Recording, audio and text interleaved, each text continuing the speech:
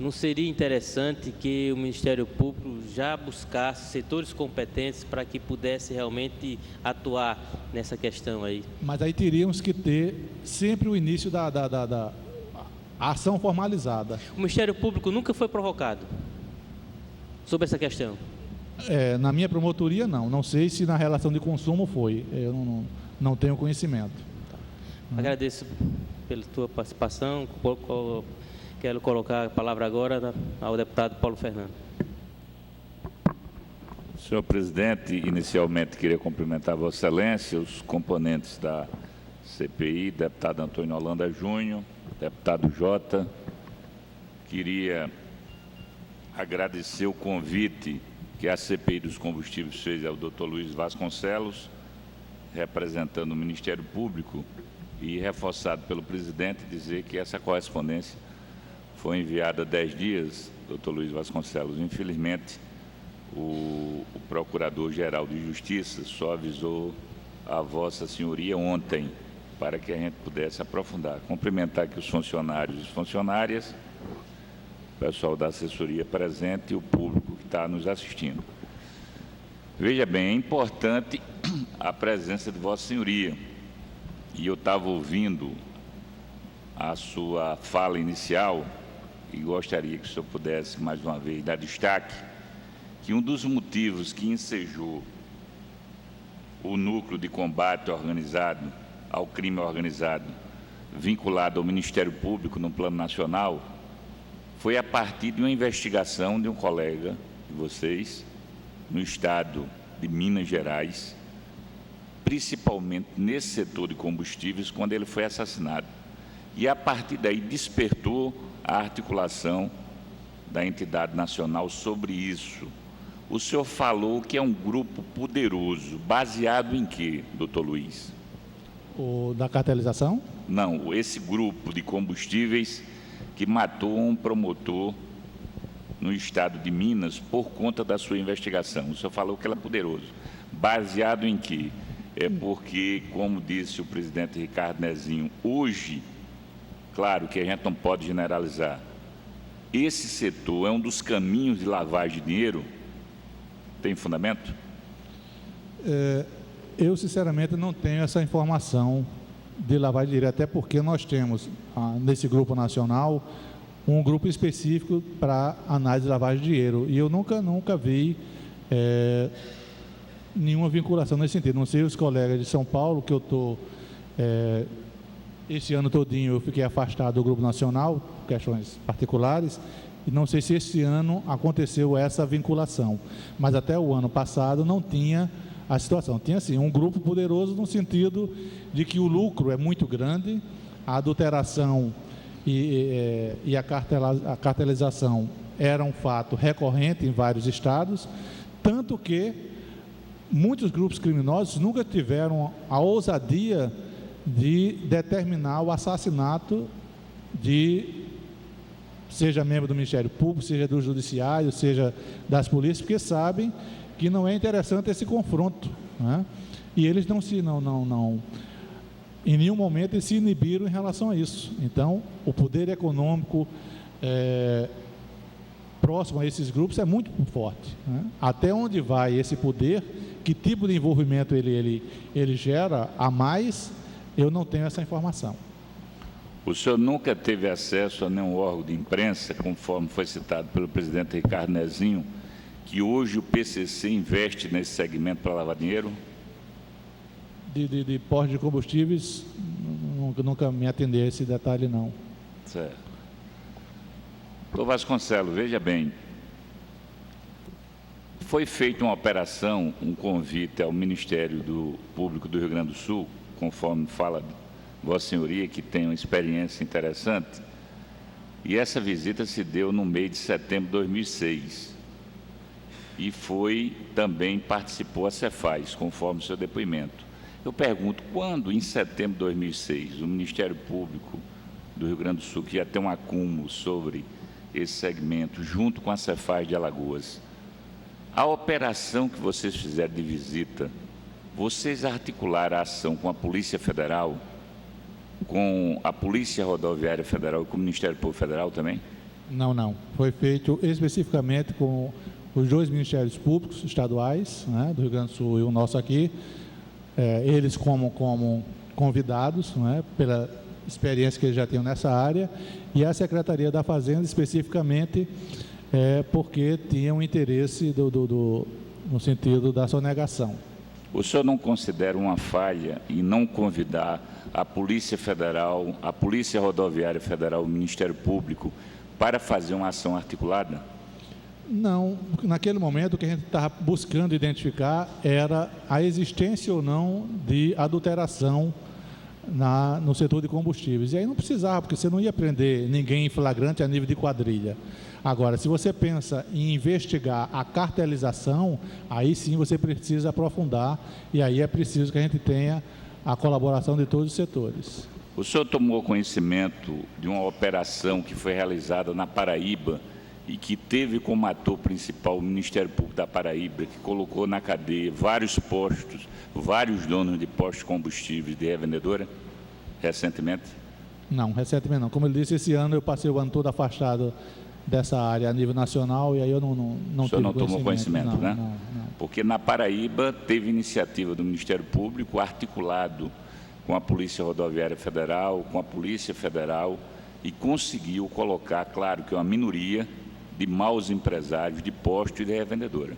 Mas, é por isso que o senhor fala que é falta de articulação, me permita uma crítica fraterna, como esse processo de fogueira da vaidade é muito forte, eu avalio que era importante o Ministério Público de Alagoas se articular com o Ministério Público Federal, com a Polícia Rodoviária Federal, com a PF, a Polícia Civil, numa ação integrada junto com a Cefaz, a exemplo da Paraíba. A Paraíba deu certo por isso, porque foi Ministério Público Estadual, Secretaria da Fazenda, Polícia Rodoviária Federal, Polícia Federal, Polícia Civil, Polícia Militar, ou seja, todos os órgãos com a estratégia compartimentada, poucas pessoas sabendo informações e tendo a ação planejada, como ocorreu agora, antes de ontem, a Operação Carranca, onde uma boa parte dos agentes da Polícia Federal era fora do estado de Alagoas. Poucos da Polícia Federal de Alagoas sabiam dessa informação.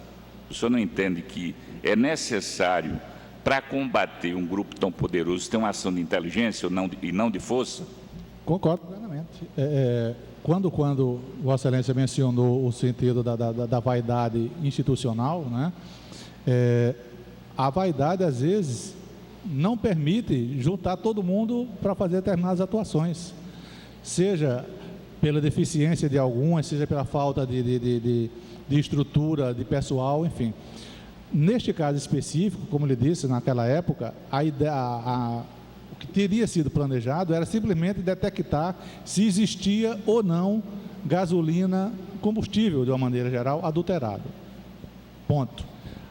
Para que a investigação em si, mais aprofundada, você vai partir para cartelização, você vai partir para fraude fiscal, aí você tem que aprofundar e aí é com mais tempo. Naquele momento, a ideia pontual era só identificar se nós tínhamos ou não, para que a gente tivesse o norte de onde seguir num aprofundamento posterior de investigação. Você não poderia começar com toda a estrutura já montada sem que você tivesse, naquele momento, a informação do de qual era o problema e qual era a gravidade desse problema. Certo. Doutor Luiz, a pergunta feita pelo meu colega que antecedeu, e o senhor respondeu que desconhece qualquer atuação do Ministério Público Estadual sobre a área de combustíveis, porque tem uma outra área que é referente à parte de consumo, não é? Quem é o titular dessa área? Ou de consumo, só interrompendo, ou de consumo ou da fazenda. Então, são duas promotorias que podem agir, ou da relação de consumo ou da fazenda, no caso eventual de sonegação. Né? Quem é o titular da área de consumo no Ministério Público, o nome? Acho que tem, é coletiva, mas era o doutor que atuava mais pontualmente nessa área, o doutor... Me fugiu o nome agora, mas eu me recordo já e lhe digo. E da área da Fazenda? É um coletivo? Da Fazenda é coletiva, Quais são os nomes, por favor? Quem estava lá era o doutor Maurício Pita, o próprio procurador-geral detém uma das promotorias da Fazenda. São, se não me falha a memória, 4 ou 5 colegas. Certo. Acho que o doutor Sidraque também fazia parte da coletiva da Fazenda. O senhor desconhece essa área da fazenda ou de consumo, se existe algum processo de encaminhamento a respeito desse segmento dos combustíveis? Eu desconheço, que aí eu não tenho acesso ao que os colegas estão fazendo lá. Veja bem, antes o estado de Alagoas tinha uma delegacia que fazia o combate às fraudes, inclusive nessa questão do consumo. E fazendo uma visita em Pernambuco, a gente percebeu no relatório, nas informações dos titulares, a importância dessas delegacias. E o governo atual extinguiu todas as delegacias especializadas. O senhor considera, pela sua experiência como promotor, principalmente atuando na área do combate ao crime organizado, que é importante ter uma delegacia específica para trabalhar articulado com o MP e com o Poder Judiciário? Ou a extinção dela faria falta, ou essa visão generalista? Veja, você fazer só uma análise macro, você pode incorrer no erro de tornar comum fatos pontuais. Mas vamos tentar fazer uma análise geral. Eu acho que, se você criar um grupo integrado, onde tenha promotores, delegados, pessoal da área de inteligência, uma força-tarefa que trabalhe dentro do mesmo ambiente, que se conheça, que partilhe informação, que fundamentalmente compartimente informação, mas que tenha todo um rito de fluxo de documentos internos que permita ele trabalhar como um único corpo, eu acho fundamental, muito mais do que você criar grupos especializados, porque aí você tende a fragmentar, a individualizar e a não dotar estes grupos da estrutura necessária a que eles ajam. Você vai só criar 4, 5 pessoas para aquilo, sem dar estrutura. É muito melhor você pegar 4, 5 pessoas, porque você não vai ter atuação todo dia para a área da relação do consumo, você não vai ter relação todo dia para a área da fazenda. E o crime organizado, eu disse muito isso. O que é o crime organizado? Não, vamos colocar promotores de área criminal, tá? Aí eu tenho um grupo criminoso que atua em Maceió e em Delmiro, num caso pontual, vamos supor, estou citando Delmiro como mera referência, nada pontual, de pistolagem. E aí você tem neste grupo promotores de todos os municípios, menos de Delmiro. Não vai poder fazer nada porque você não tem um promotor natural participando daquele caso. Aí aconteceu crime de tráfico de drogas, e você não tem um promotor do tráfico de drogas ali. Então é preciso que você crie um grupo onde você tenha 2, 3 promotores, 2, 3 delegados, que vão, num primeiro momento, fazer a investigação preliminar de tudo, e aí você busque o colega daquela área e integre ele naquele caso. Então, muito mais importante para mim do que ter promotorias especializadas, delegacias especializadas, é você ter um grupo especializado. E aí você chama o colega para integrar o grupo, naquele caso pontual. E aí você vai ter muito mais qualidade, estrutura, condições de que esse grupo efetivamente atue. Doutor Luiz Vasconcelos, o senhor, durante a sua fala, o senhor deu destaque que algumas pessoas procuraram o senhor, inclusive pessoas que têm relação com postos, mas que não conseguiu colocar no papel, porque recebeu forte pressão. Eu queria que o senhor pudesse detalhar a sua fala sobre isso. Veja, até pela exposição pública que o meu nome tem em relação a essa área de combate a grupos criminosos, é natural, em alguns momentos, você, por amigo, separado na rua, tu sei disso, disso. Né? E aí eu sempre digo, olha, só trazer essa informação para mim não é relevante. Isso aí eu não posso praticar achismo, eu preciso que você me traga algo um pouco mais robusto, né? Seja a nível de fato concreto, documentado, seja a nível de uma informação que eu consiga transformar isso em prova formalizada. E por inúmeras vezes você chega, vou abastecer aí, o próprio frentista, doutor, acontece isso, né? Uma vez fui procurado por um advogado que me disse ele que estaria sendo interlocutor de um proprietário de imposto, que ele não me disse quem era, e que esse proprietário queria me trazer documentos sérios em relação a essa situação.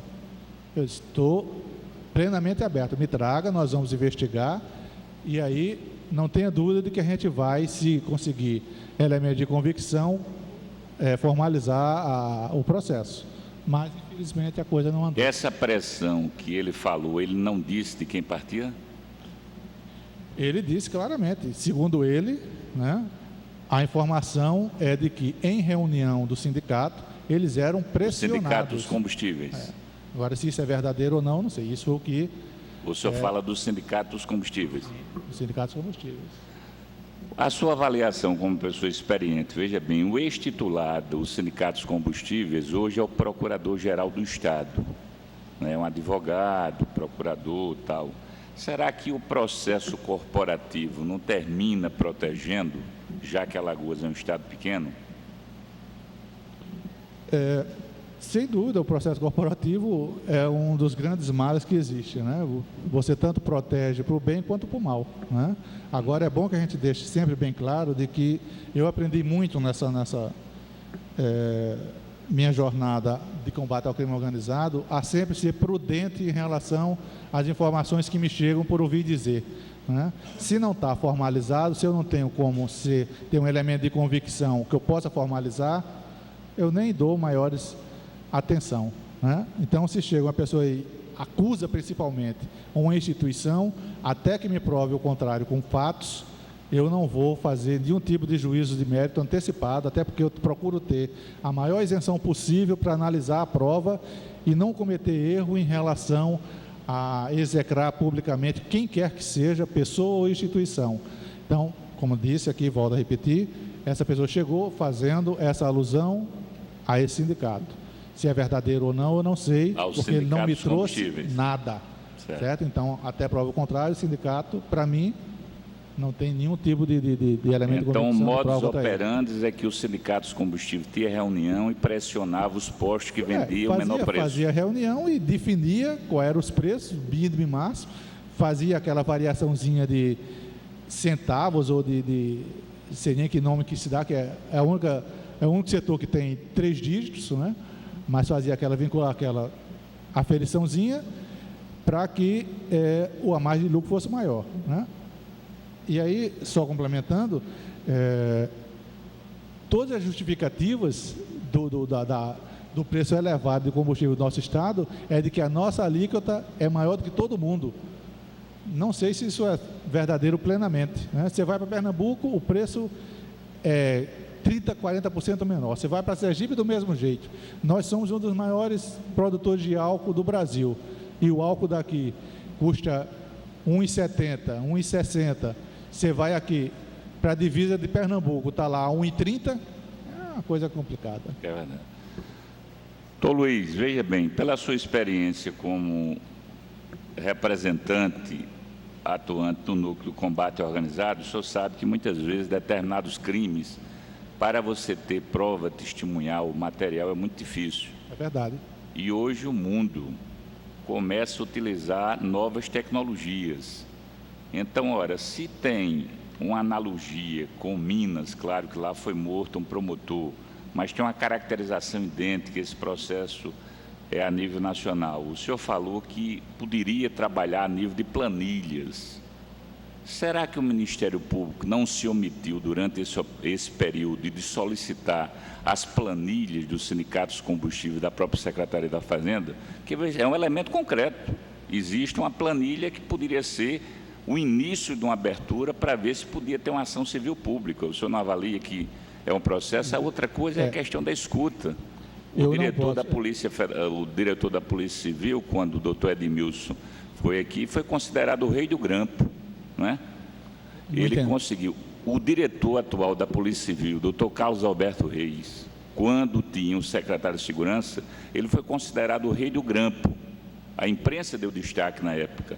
Eu pergunto, o Ministério Público não poderia fazer um processo de abertura no sentido, lógico, autorizado, para fazer um processo de escuta, analisar através de planilha, ter esse procedimento? Por que não foi feita essa abertura? Claro que tem várias, tem área de consumo. Eu não sei se não foi feita, não sei, porque cada promotoria tem a sua individualidade e o seu titular. Então, ela pode ter sido feita pela relação de consumo, pode ter sido feita